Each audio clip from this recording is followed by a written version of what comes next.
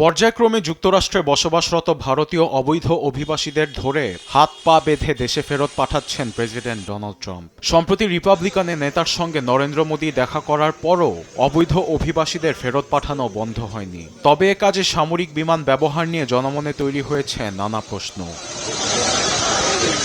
ইতিহাসে দেখা যায় অবৈধ অভিবাসী ফেরতে যুক্তরাষ্ট্রে আগে ব্যবহার করা হতো কমার্শিয়াল চার্টার ফ্লাইট, কিন্তু ট্রাম্পের কঠোর নীতির কারণেই ব্যবহার হচ্ছে সামরিক প্লেন C-17 ও C-130, যা সাধারণত রণক্ষেত্রে ও দুর্যোগপ্রবণ এলাকায় ত্রাণ বিতরণে বিশেষ ভূমিকা রাখে। তবে অভিবাসীদের দ্রুত পাঠানোর পাশাপাশি কমার্শিয়াল ফ্লাইটের ভোগান্তি এড়াতে ব্যবহার হচ্ছে সামরিক বিমান।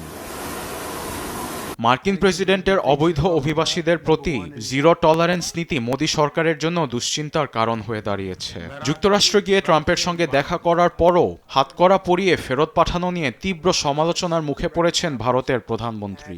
দীর্ঘদিন ধরে মোদী দাবি করে আসছেন ট্রাম্প তার ঘনিষ্ঠ বন্ধু, তবে এবার রিপাবলিকান নেতার উপর কাজ করেনি মোদী ম্যাজিক।